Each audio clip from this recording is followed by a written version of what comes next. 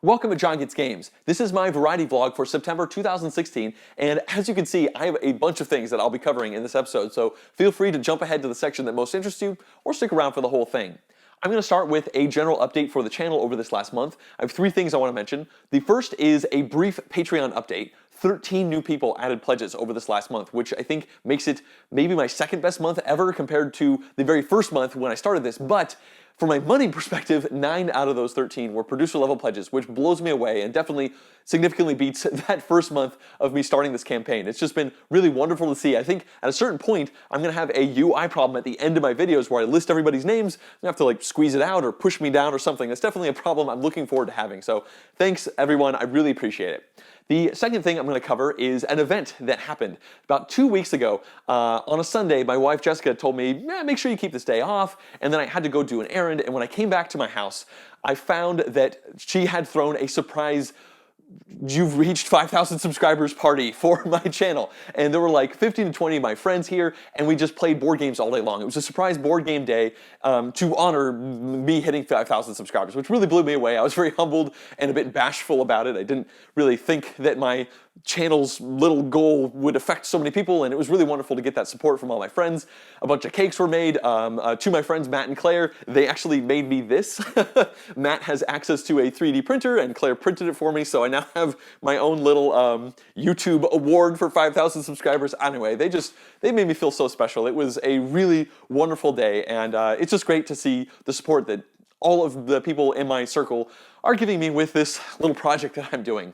The third thing that I'm going to talk about is a bit of a mishmash, and it talks about kind of where I'm going to be for the next couple of weeks. I'm going to be traveling for work for 2 weeks, and then a few weeks after that, I'm going to be going to Board Game GeekCon for a week, and then we're flying, Jessica and I are both flying from Board Game GeekCon over to Mexico to kind of have a real honeymoon, because our honeymoon last year was hurricaned out by Patricia, thanks. Anyway, so I'm doing a lot of traveling coming up soon, so I've been trying to record a bunch of videos ahead of time, and including this video right here that I obviously need to edit before I can publish. I am going into this next week going traveling with 8 videos that are in raw form that I can edit. I've never been this far ahead with this channel, and it's really exciting to have that much content ready in the hoppers for me to just edit and try to continue to get 2 videos out a week. I only got 1 video out last week, but that's because I was focusing on getting lots of videos recorded. So anyway, that's just all really exciting. On the inverse to the excitement, I keep having my audio system crash.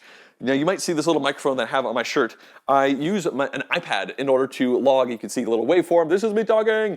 This is how I record the audio for all of these videos, and I sync it up to the video that I'm taking, and that app crashes about 1 in 20 times I use it, and that is so aggravating when I do like a playthrough bit or you know a review or something like that, and then I look down and I've lost all of it, and I just have the microphone on the camera and it's echoey and terrible, and so I end up either having to put it out like that and feel bad about the quality, or I redo it, which is also a bummer because my time is somewhat limited.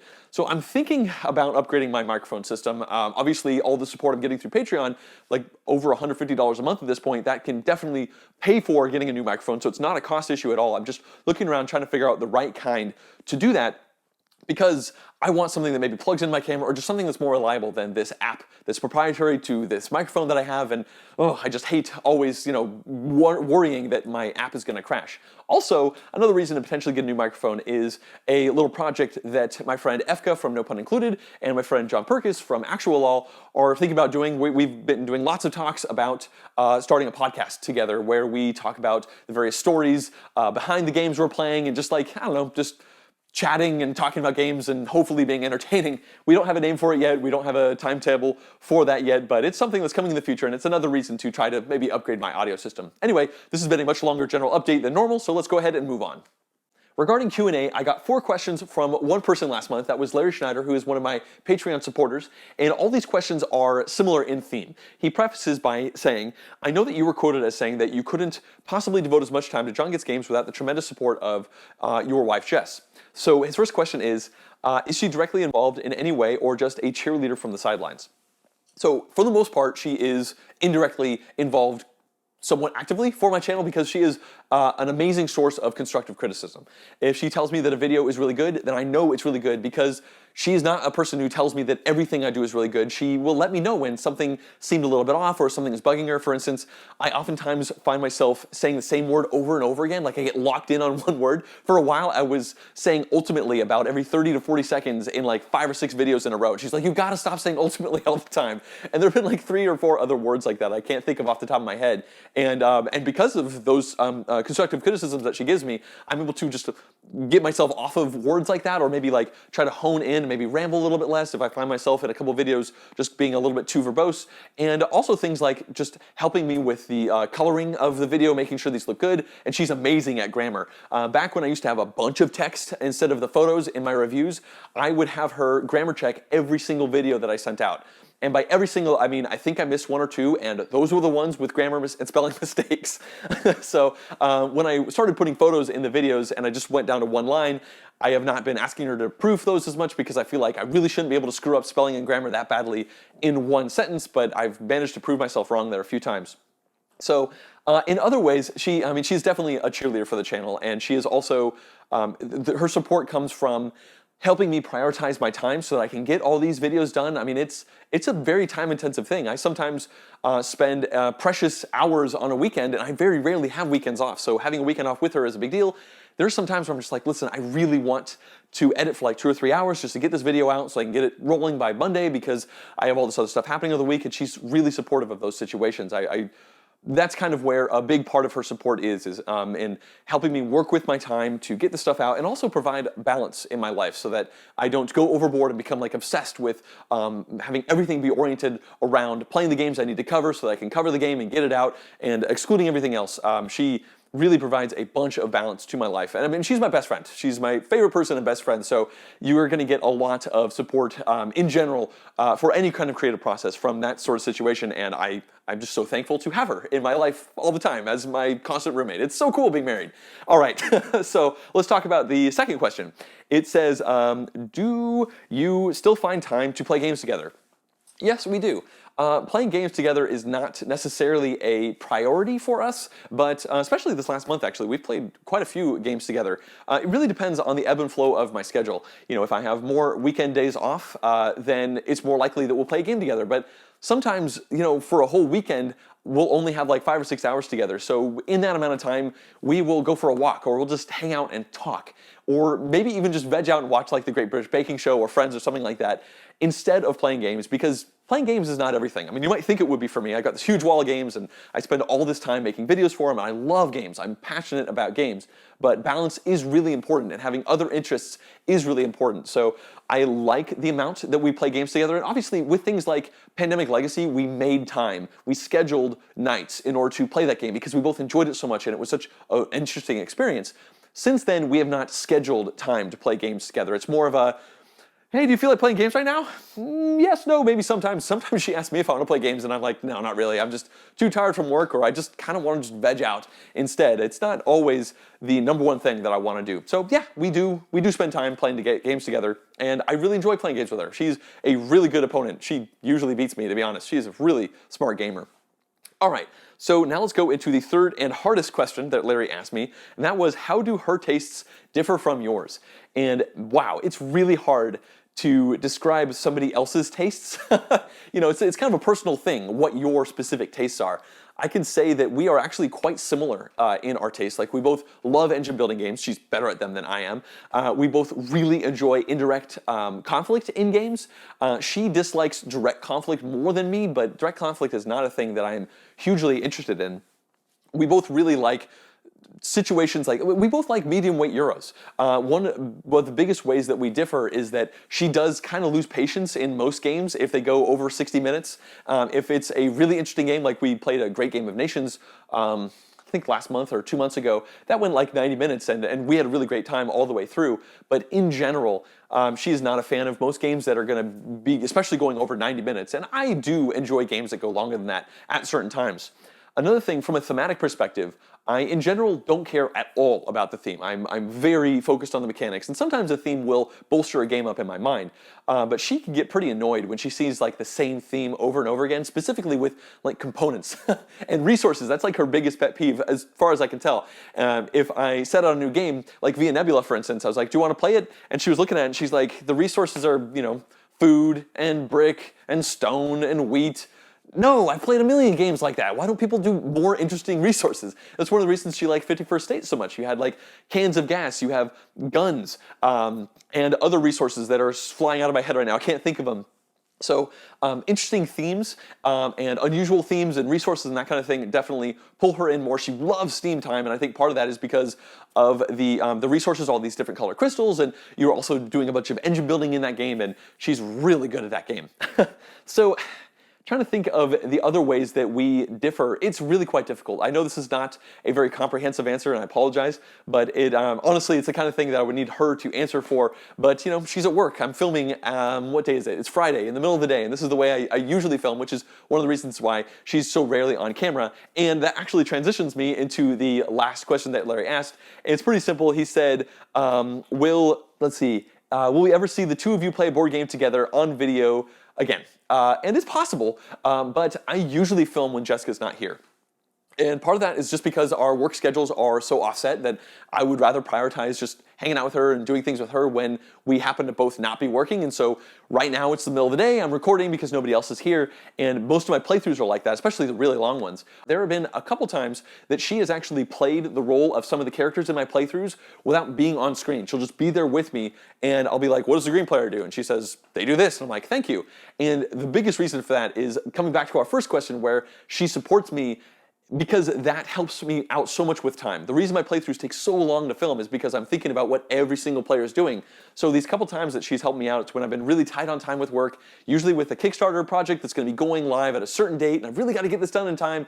She's helped me out, and a playthrough that would have taken 4 hours to film has only taken 2 hours because she's been the one making decisions for the characters. She just tells me what they do, and then I do it live on camera. That's not because she didn't want to be on camera, just because in those instances, it was just a simpler way to get the video done in time. It's just another way that she greatly supports me. So yeah, it might happen, it might not happen. It's a bit of a whim thing. We'll see what the future holds. That wraps up all the questions I got for this month. If you would like me to answer any questions you have for next month's vlog, feel free to email those over to johngetsgames@gmail.com. So now let's jump into the excited about section. This is where I discuss games that I have not played yet, but I am really excited about and why. Normally I only cover one, but this month I'm just too excited. I've got two I really want to cover. The first is Great Western Trail, and the second is Masters of Orion. They're both coming out at Essen, I believe, so let's jump into it. The first is Great Western Trail, and the first thing to say about it is that it's designed by Alexander Pfister, who is one of my favorite board game designers. He did Isle of Skye, he's done Port Royal, he did Oh My Goods, which I almost loved, but ended up it just kind of fell a little bit flat for me, although there is an expansion coming out for that at Essen that I am interested in. He also did Mombasa, which I enjoyed, although, man, I think that one maybe had a little bit too many decisions, and many other games. He's just a really excellent board game designer, and I'm excited by the things that he does in games. So let's talk about mechanically what's going on in this game, because the theme is like you're herding cattle from somewhere to Kansas City and you're selling them off and whatever. I don't really care about the theme. Mechanically, I'm excited about it because it is a really cool idea. Like, think about a clock, I guess. If you were to start at noon and you would go all the way around the clock and come back to noon, you've just done a complete circle. And this game board is essentially a big loop of a circle. And at the beginning of the game, you have a certain number of stops that you can do with a bunch of blank spaces that can be built in as you're playing the game. For instance, let's just say that there's only something filled in at the 3 o'clock, the 6 o'clock, and the 9 o'clock mark when you start playing the game. It's like 7 spaces, and there's way more hours than that in the actual game. But if we're doing this clock analogy, at the beginning of the game, you start at noon, and you take an action, and you just move right to the 3 o'clock spot, and then you do something. And then you move again to the 6 o'clock spot. And so you get all the way back around in like 1, 2, 3, 4 moves. But as you are doing these things, you can build in buildings into various other hours along the clock. So let's say as you're going down, you've installed your own building at the 2 o'clock spot. So now once you get all the way to the top, you get to Kansas City, which is at noon in my analogy, you sell off some cattle, and then you start going again, you're going to stop at the 2 first do a thing, probably about your building, and then you move to the 3, and then you move to 6, 9, and 12. So it's going to take a few more steps to go around. And as other players are going to be putting their buildings down, somebody else might put it down on the 1 spot. And now you actually have to stop at the 1 spot before you can get to the 2, and then the 3, and then 6, 9, and 12.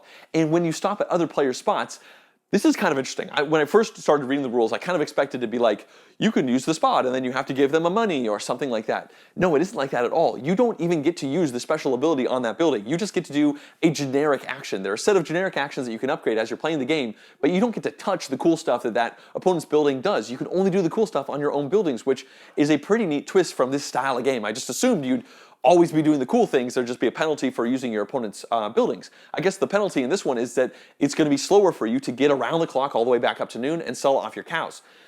So mechanically, another cool thing is deck building. And I enjoy deck building as a mechanic in general. It's pretty cool, and I really enjoy it when I see different tweaks on deck building. And it seems like the tweak in this game is that you don't discard your whole hand at the end of your turn. You play some cards, you get rid of them, and you draw new cards. And you are essentially spending these cards to do various things as you are traveling around that loop trying to get all the way to noon, which is Kansas City, to sell off. But when you get to the very top, you get to Kansas City, which is your destination, you sell off your hand. You've essentially been constructing a hand of cards by playing some and then drawing some and then playing others, and the ones you are leaving in your hand, you are intentionally doing so that you have the best stock of cattle which are on these cards when you get to Kansas City to reveal to the table, and then you get a bunch of points based off of those cards. And it seems like the more powerful the card is, the more effective it is as well, so you're going to be incentivized to, it's going to be a hard decision. Like, do you want to play this cow to do that cool ability, or do you want to keep it in your hand so when you get to the end of the trail, you can cash it in for a bunch of points? And then once you get to that Kansas City, you cash out the cows, you zoom all the way back down to the beginning of the board, and then you do that route again. The rules say you do this like 5 to 7 times, which sounds really cool. Like, you're just going through this loop. The loop is going to get more and more dense with your buildings and other people's buildings, trying to do all sorts of different actions, trying to get this deck building thing going on. There are a few other mechanics going on as well that I don't really need to get into. The things that are really making me excited are the way these trails fill up as you're just looping around, and the way that the deck building works. I've heard this game is going to be just as deep and heavy as Mombasa, and as I think I just mentioned, I enjoyed Mombasa, but man, it felt like just a little bit too much for me. And I don't think it was the heaviness of the game, it was just how scattered that game was. It had deck building, it had worker placement, it had essentially stocks with some experience, it had area control on this map. There's so many different ways my brain was being split, but it seems like Great Western Trail is going to be a medium to heavyweight game that is more focused with the specific things that you're doing. There are quite a few things that you are doing in this game. You're going to be pulling off upgrade spots from your player board and putting them out on the map, and when you reveal that spot, it does good things, kind of like Terra Mystica and Eclipse. Man, there's just so many neat things going on in this game. I think I'm really looking forward to playing it. Hopefully my friend Efka is going to be able to acquire a copy for me from Essen and just ship it right over, because I really got to have this game, and I want to get a playthrough done for this game because it looks like fun, and I don't know, it'd be cool to have one of the first English playthroughs out for this game. So we'll see how that ends up panning out. I've never had anybody buy me something at Essen and ship it over before, so if this is like prohibitively expensive, I might not do it again next year. All right, so let's move into the second game that I'm excited about. This one is called Masters of Orion, and at first I was not interested in this in the slightest. I have no ties to the video game that this is associated with. Apparently there are like 3 or 4 of them, and it was like epic space exploration with your alien race, and you go out and you explore, you conquer. It's a 4X game, and there's just humongous tech trees that you're doing. There's so much that's going on in this game, and I've never played any of them. I don't really care. So I'm interested in this game from a mechanical perspective because I watched a couple preview videos of it, and man, it just really latched onto me, because what is going on in this game is you have multi-use cards. So you have a hand of cards that you're going to be playing. You're drawing from a communal deck, and these cards can be used to discard to get some resources. They can also be played in front of you into a tableau in order to give you special abilities. And I love multi-use cards. I love hand management. I love Tableau engine building, which is what this has. And a cool tweak to the Tableau building in this one is when you play a building down, it's going to have an ongoing income ability, but then also some special abilities that might cost an action or just be a general buff that you get. But you're only allowed to have a certain number of these columns. I think it's 4. So once you have like these columns filled out, if you want to play more cards down, you're going to have to cover up previous abilities. So you're only allowed to have a certain number of abilities face up at any point in time, but when you cover it up, you still keep the income. So you're continuing to build this Tableau engine in front of you, getting more and more income so you can do more and more stuff on your turn, but you are just going to be jockeying around, adding new abilities, and then covering those up when they think that it's not going to be as good as the new one that you're putting down. You're really going to be restricted by that mechanic, and that is just so neat. I really enjoy engine building, Tableau building, all that stuff in general. Also, the game has asymmetric racial powers, which I enjoy in games, and it has some player interaction, but it's very indirect. Like, you can attack your opponents, but when you do that, you get points, and your opponent just loses some loyalty. And loyalty is just a big track, and you can spend 1 action to get 3 loyalty back. So losing 1 is really not that big of a deal. And it seems like some of the buildings that you can play into your Tableau can buff your attack, so they lose maybe 2 loyalty, and maybe that hurts a little bit more. But it seems like it's more of like an annoyance that you're doing upon your opponents as opposed to just like smacking them down and invading with a big fleet. You are spending fleet to do this, but it doesn't seem to be that mean. And I don't really enjoy big, swingy, mean things in this style of game. So it seems like a really cool, streamlined Euro game with the engine building that I love, the hand management that I love, just a bunch of really neat things going on. And then it also has action point allowance, which is actually a thing I don't normally like. Usually I enjoy games where you just do one thing on a turn and then it goes on to the next person. In this one, you have a certain number of actions, and it's based on how many resources you start your turn with. The more of a specific resource you have, the less actions you might even have. So there's this cool ebb and flow where if you don't have that much resources, you'll have more actions, and if you have lots of resources, you might actually be glutted with resources, and it kind of slows you down in a pretty interesting way. And I guess my favorite game of all time through the ages is also a action point allowance type of system, so I obviously don't hate all of them. I think to wrap it up, it just looks like a really cool Euro package. It's got great art, asymmetric powers. I'm really looking forward to playing this game. It seems like everyone who has made a video and put it up online has really enjoyed it so far, and the only people complaining about it are ones who love the video game so much and they're upset that this like 45-ish to 60-minute Euro game is coming in the place of what they had hoped to be like a 5-hour expansive space opera type of 4X type style game. So yeah, super excited to play this game. Not excited enough, I think, to try and get a copy shipped over from Essen, but I'm really hoping to play this one at Board Game Geek Con. Now let's move into Review Revised, which is a periodic segment that does not pop up every month in this vlog, where I cover a game that I previously reviewed that I now have new thoughts on. And for this month, I'm going to cover Arboretum. I played it a couple weeks ago at that surprise 50K game day that Jessica threw. I played it with 3 of my friends, none of whom had played it before, and it was a really fun game. In fact, I was able to pull off the rainbow strategy. I had none of the all the same suits, and I had a really good score. I kept reusing cards. It was such a satisfying game for me. But an issue popped up that, and subsequent research has shown that other people have had this problem online as well, and that has to do with the way turn order works.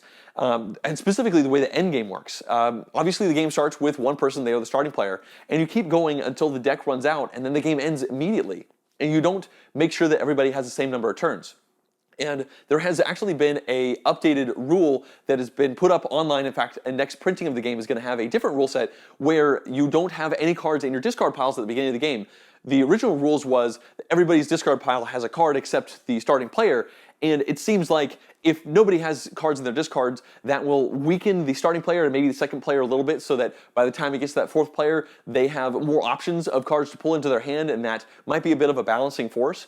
I have not tried this, but I've got to say I feel like this game needs to have the same number of turns at the end of the day. We looked at our scores. I won. It was really close, but we showed that if my friend Matt had been able to take one more turn and have the same number of trees out in the area as I did, he would have won the game, or I think it would have been super close anyway. That one last card placement would have been really big, and I don't feel like that player having 1 or 2 more cards they could potentially pull into their hand as options is going to counterbalance having an entire tree missing from their Arboretum. That's a pretty big point score differential potentially, and I think on future plays of this, I am going to house rule it. I think we're just going to make sure that everybody plays the same number of turns.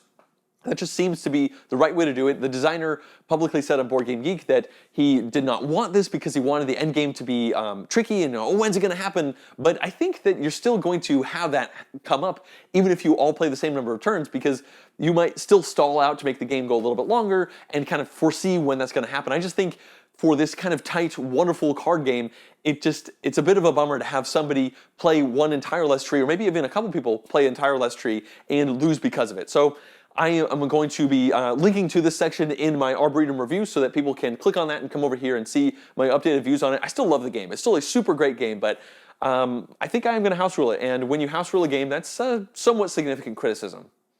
We've now reached games of note, and as you can see, I played significantly less new games this month compared to last month. I'm only going to be covering 6 games, and I think 4 of those games got played in the last 7 days.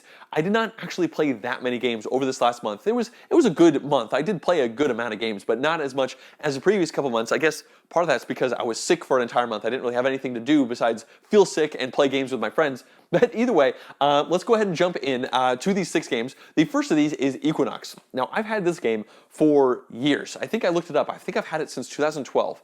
It came out from Asmati Games. It had like a 10-day Kickstarter. It was super small. It was a pretty cheap game, and I was interested, so I backed it. It's a 2-player only tile-laying game that is fantastic. I've enjoyed every play of it that I've had, and I just played it again like 3 days ago for the first time in, I think, a couple years, and it just blew me away again. I don't know why people don't talk about this game. It doesn't look like it's particularly hard to get online, and it is such an incredibly simple rule set for such an incredibly deep gaming experience for these 2 players. Also, it's really neat. You're building constellations in the sky with these tiles that you're putting down. All of them have little stars, and it kind of draws them out, almost like its own zodiac. So what you're doing in this game is there are 7 tiles that are face up in a pool, and then on your turn you just pick 2 of those tiles and you put them out into this tile-laying area in front of you. The only rules are the rules on the cards themselves. So the actual rule set is so simple. It's just take 2 tiles, put them out into the area, your turn is over, goes to the next player. I've pretty much taught you the game.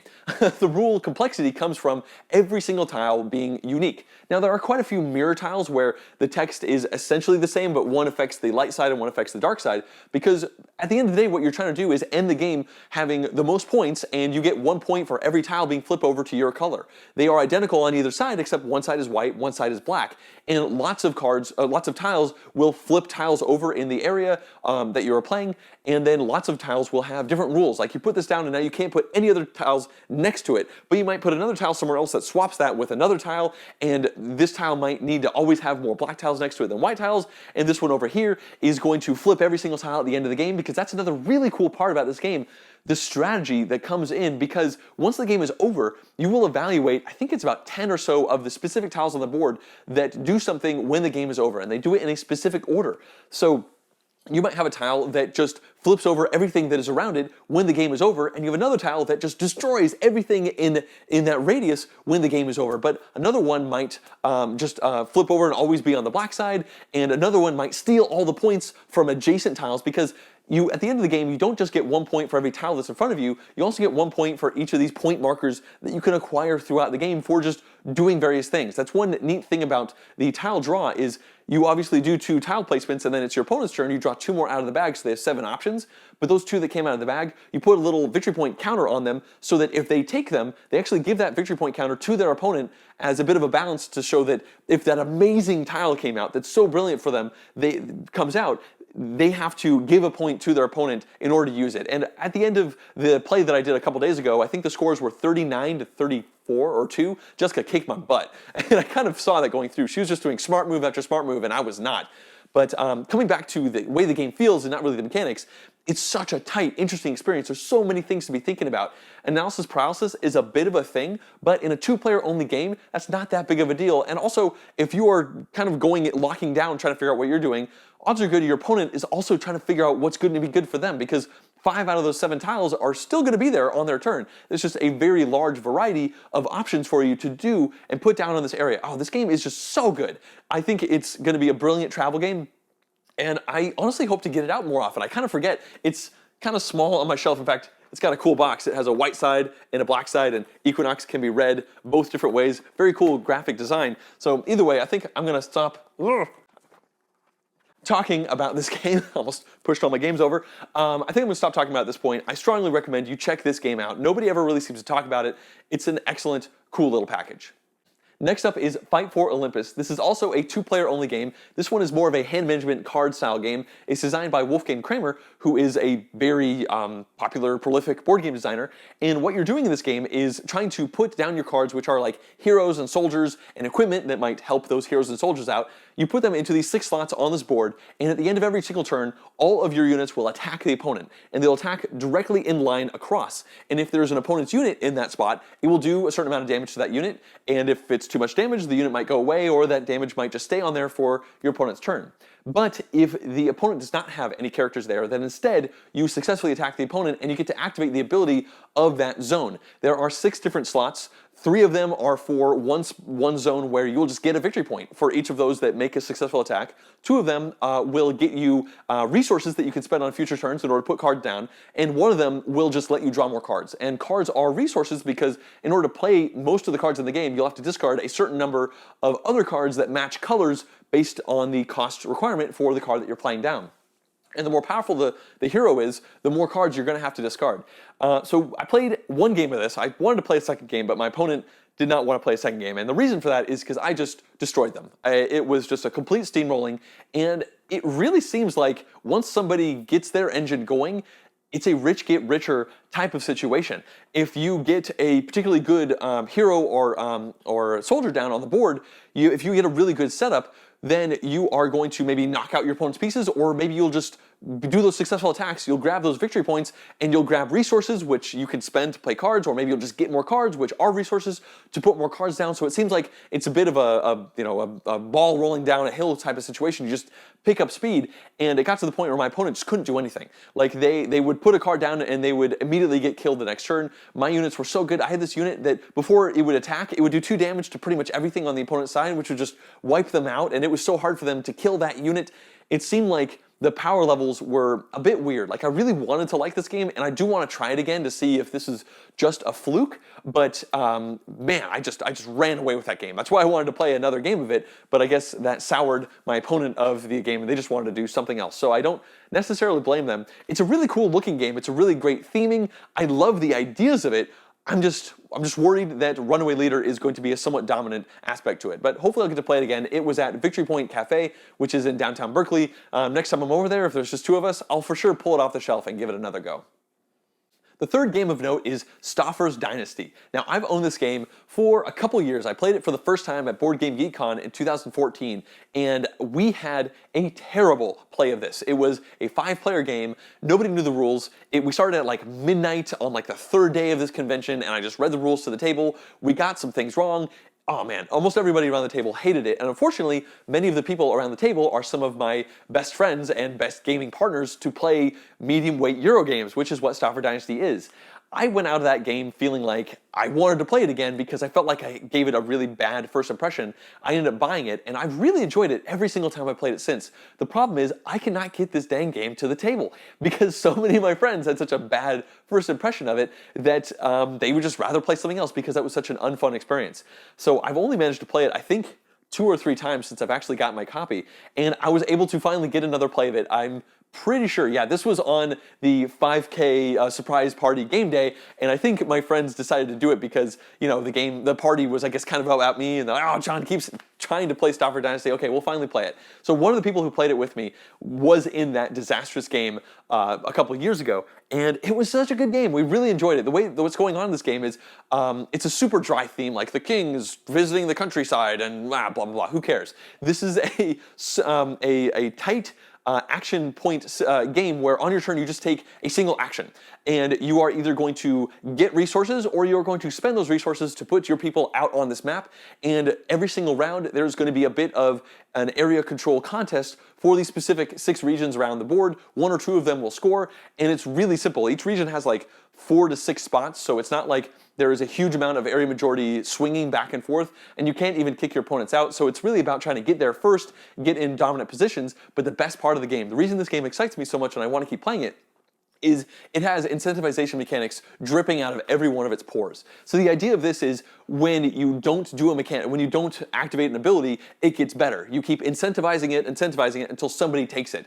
Puerto Rico is a game that does that, where if nobody takes an action, you keep putting money on it. Well, in this one, it has this stack of treasure chests that has a pretty large variety of actions. It might just get you victory points, it might get you more resources, it might give you one-time very powerful effects, and you just randomly put these down on all of the different spots all over the place on the board and on the action action selection spot that you are going to be getting resources, and you are going to be modified as to whether you want to do a thing based on the randomized treasure chests that are underneath it, and you know what they are, and it's going to be different every single game. So I think that's all I want to say about the mechanics. I do want to say that it was a really fun experience, and at the end of the game, my friend Matt, who played it, he he begrudgingly admitted that it was actually really fun and that he would play it again. I think this was able to wipe out, to a certain degree, the amount of ill will that he had towards it from that disastrous play. Oh my God, it was so terrible that first time.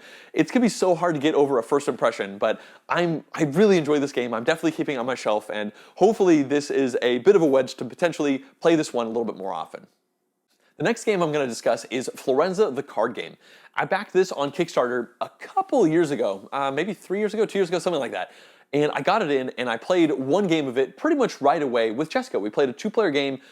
This is long before we even lived together. We had only been dating for about 6 or 7 months, I think, at that point. And it was pretty cool. It was kind of interesting. It has a worker placement vibe to it, even though it's not really a worker placement game. What you're trying to do is build the most kind of buildings, I guess, in Florenza. And the way you actually take your turn is you take a certain number of actions, and you can gain more actions by building specific buildings. And many of the actions that you take essentially exhaust a spot in this general board, and nobody else can take it, which is why it kind of feels like worker placement. You're not putting a worker down, but you're flipping the card over, doing the action, and now nobody else can take it. So it has that similar kind of feel.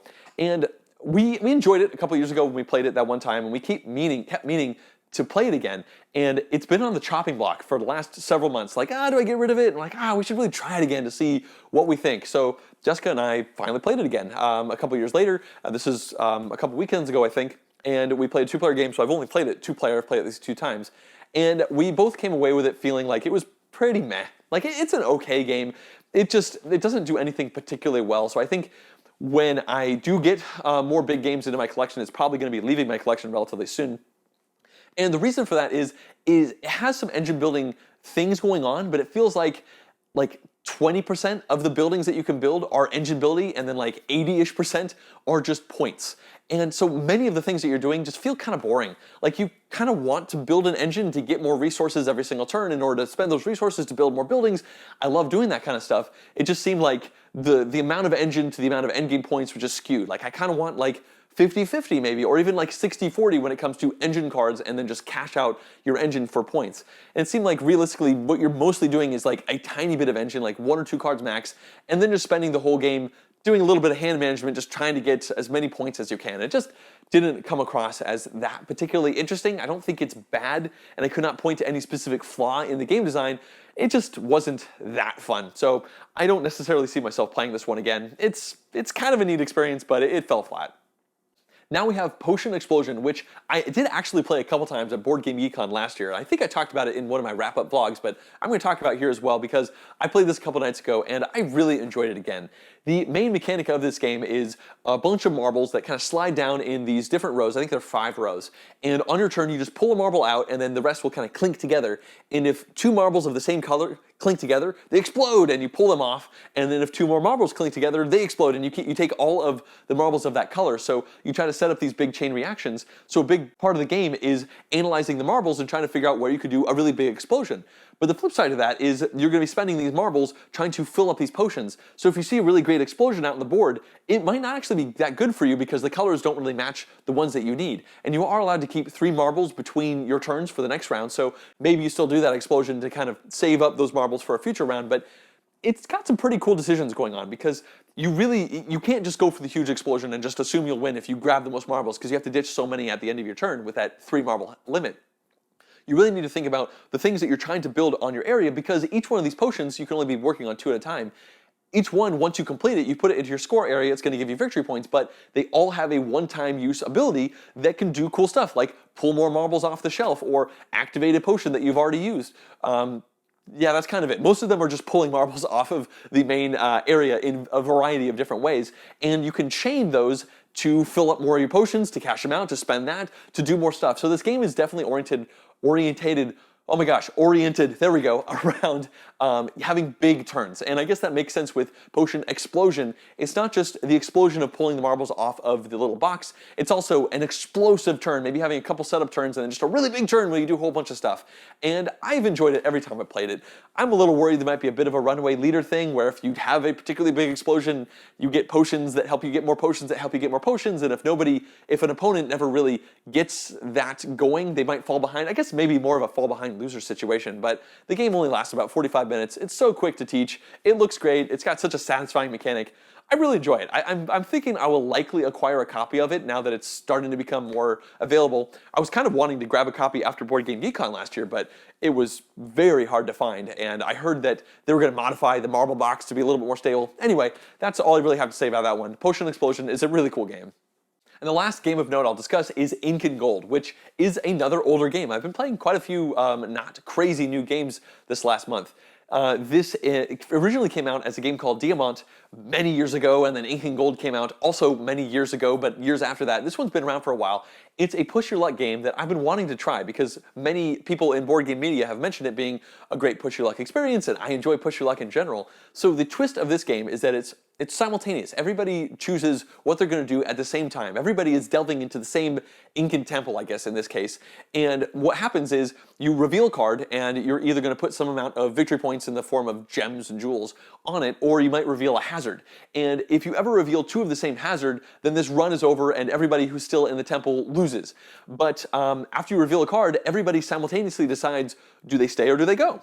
If they go, then everybody who decides to leave the temple splits the amount of victory point gems evenly between them and takes those and leaves. And everybody who stays, well, they are in there for the next card flip where they might end up pulling the second hazard to lose out, or they might pull another humongous victory point gem card, and maybe there's only like one or two people left, and when they split that pot, they'll get a lot more points. So it's kind of interesting because in general with these kind of games where you push your luck and you stay, and then cash out, the longer you're in there, the better off you're going to be. But this one is not really the case. If everybody runs away and takes all this stuff, and then you stay for like 3 more turns, you might reveal like a 1-point card and a 3-point card, and then bust, and then find yourself in a much worse situation over there. You keep staying in because the rewards aren't that great because everybody ran away with all the good stuff. So it's a very cool experience. I enjoyed it. I don't think it blew me away, but I would totally play it again.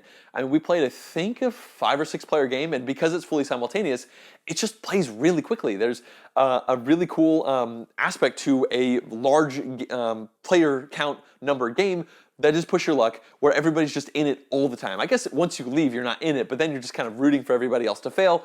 And I think the game lasted like 20 or 25 minutes. So it's a very quick experience. I've heard they're actually reprinting it as Diamant again, so I think this one will definitely be one that people can for sure grab. And I think if I see it for cheap somewhere, I could see myself acquiring it and throwing it in my collection for a cool little push your luck filler that I could play in probably most gaming instances. We've now reached the final segment, which is the shifting shelf, where I talk about the new games that I've got and the games I had to pull off my shelf in order to make room for them. And as you can see, this was a very light month for me. I got Codenames Pictures and I got Tides of Madness.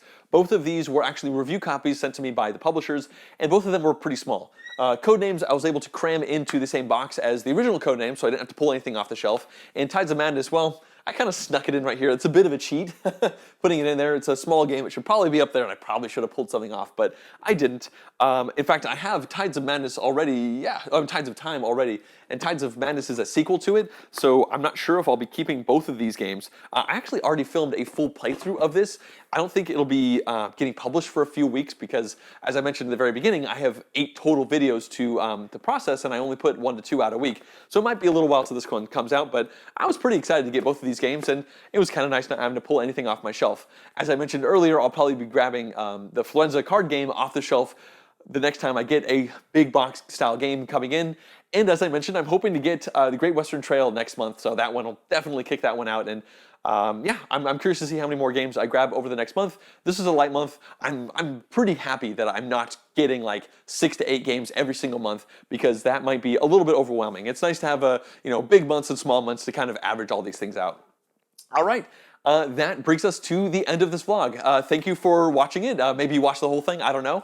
I would love to thank everybody who has been supporting this channel through Patreon. I mentioned that I got 13 new people last month. That was crazy. It was really amazing.